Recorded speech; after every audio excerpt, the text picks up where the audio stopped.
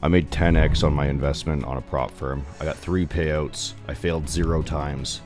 This is how I did it. This is the exact strategy I used. You can clearly see 75% win rate. We were only shot for about 1 hour each time, but we have really precise entries. It's a fast trading strategy. I'm only in 15 minutes per day. That's it. Super simple. Let's break it down. It is high risk because you are willing to blow the account every single time. So this isn't the strategy I would normally be using, but because the way prop firms are the way they are, I'm willing to risk my entire account every single time. I don't really care if I blow the account because I've only risked $300 to buy the account, right? So I want really high probability trades, and I want to be in and out because I'm managing other parts of my day. I don't really care about watching trades all day. I want to take 1 trade per day. I want to lock in a little bit of money. And the way I did it was, first, obviously you're going to pass the challenge, and passing the challenge is using the exact same strategy as before. What I'm willing to do is I'm willing to DCA 1 to 2 times maximum, and I will cut for a loss if we're not actually winning fast enough. That's the prerequisite, or it's just kind of dwindling around and I will actually take a loss.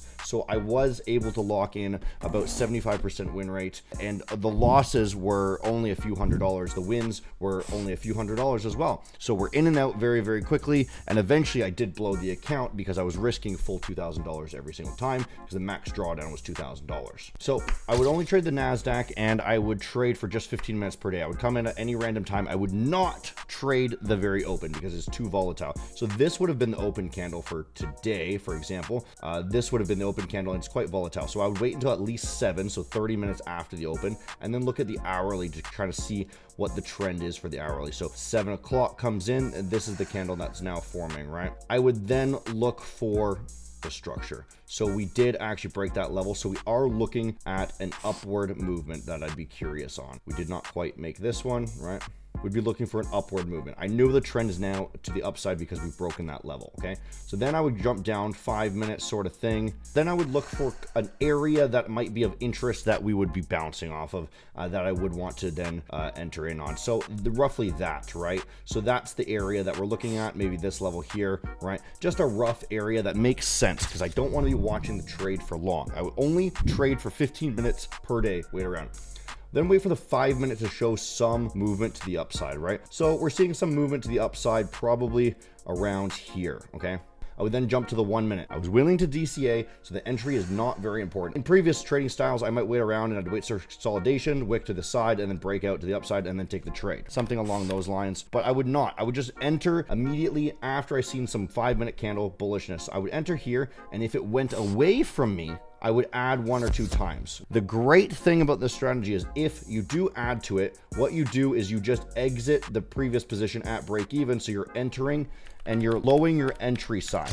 So let's look at an example where it might go against us. So let's go here actually. So it makes more sense. So let's say we got in just about 8 o'clock here, coming into 8 o'clock, and it's kind of consolidating and then ends up going against the trend actually, right? So let's say I got in a little bit later than I first expected, and it's not making these new highs. So I'll enter somewhere around here. Well, the thing is it goes against me, and I'm willing to add to the trade as it goes against me. Once I'm adding to the trade, I want to get out of that first position immediately. So I now get out of that first position near break even. So my average entry was here, and now it's down here. So I'm in a better position overall, so I can actually manage the trade properly, increasing the probability that I'm going to get a payout. That's all I cared about. I wanted a payout. I did not want to keep the account forever. I want money, not bragging rights, okay? Then we got out of that trade immediately. I'm not shooting for these Hail Mary bets. Okay, now maybe this is a $300 profit from this distance. It was not a $300 profit from that distance, maybe 150, and then I could get out. And that would be my day. I would wait for $300 and I would be out, and that'd be the day. Now, eventually, after 4 months of doing this challenge, the verification, the payout 1, payout 2, payout 3 times I got paid out, plus the challenges, right? I eventually blew the account. I made 10 times my initial investment. I made $3,000 off of a $300 investment. And guys, that's what trading is. Eventually what happened was I got myself caught in a situation that looked like this, where it just started crumbling, and I was not able to get out at a break even. And I added twice, and then it blew the account down here before I was able to get back in, okay? That's what happened.